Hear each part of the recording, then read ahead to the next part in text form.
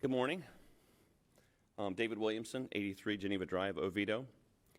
The United States is one nation divided by religion, and Polk County is no exception. Whether it's the adage about 11 o'clock on Sunday as the most segregated hour or the wise instruction from our parents not to talk about religion in polite company, our differences are no more apparent than when the subject of religion comes up in public policy. Perhaps we could take this wise advice instead. Quote, "In everything, do to others what you would have them do to you, for this sums up the laws and the prophets." That's from the book of Matthew, chapter 7, verse 12, and they're the words of Jesus Christ himself.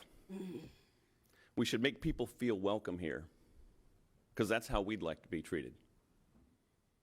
This wise advice isn't just from the Bible, but from every world religion and secular ethics.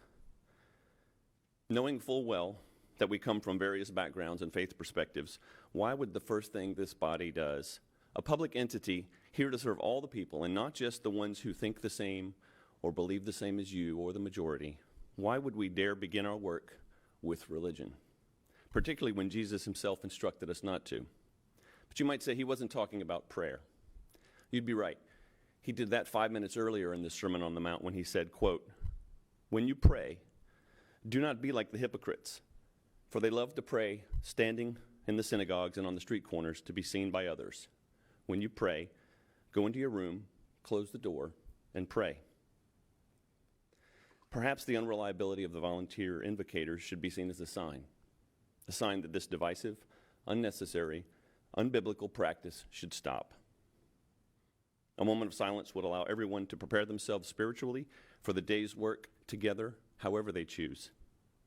Your goal as these meetings come to order should be to unite this room of citizens, staff, and elected officials. Bring us together, make us feel welcome and part of the community. Perhaps what we need more of is unity. I realize it will likely be the will of this body to continue prayer before the meetings. If you do so, keep in mind that your current policy aligns with existing case law. Any change to that practice must include atheists and minority faith perspectives. Thank you. The item number 9, Madam Chair, is a request to adopt a resolution providing a board policy and practices regarding invocations and repealing resolution number 15-155. The proposed resolution will replace the current policy with a policy which chaplains within the fire rescue chaplain program would be scheduled to give invocations. I would suggest currently the effective date of the proposed resolution is immediately upon passage. Because we have someone scheduled for December 14th and this last person scheduled, I would propose that the effective date be December 31st, 2021.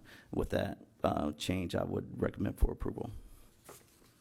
Do I have a motion? Move to approve with an effective date of December 31st, 2021. Second. And any further discussion from the board? Madam Chair. Yes. Mr. Meek, you mentioned that our agenda study session earlier this week, that this process through a chaplain service would satisfy current law. It has been upheld that use of a chaplain is constitutional by the Supreme Court, as long as the county is not discriminatory in the choosing of those chaplains. The current process within the fire rescue allows all beliefs, faiths, and non-beliefs to be chaplains, as long as they meet the other requirements of the SOG standards of guidelines by the fire rescue. So that core of chaplains currently and future would represent the full spectrum of the denominations as well as the secular community? Currently, I believe they are not representative of all spectrums, but the push for fire rescue is to open that up for all individuals who would like to volunteer as chaplains, as long as they meet the requirements of the standard guidelines.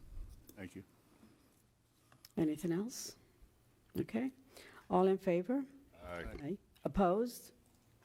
Motion carried. Thank you.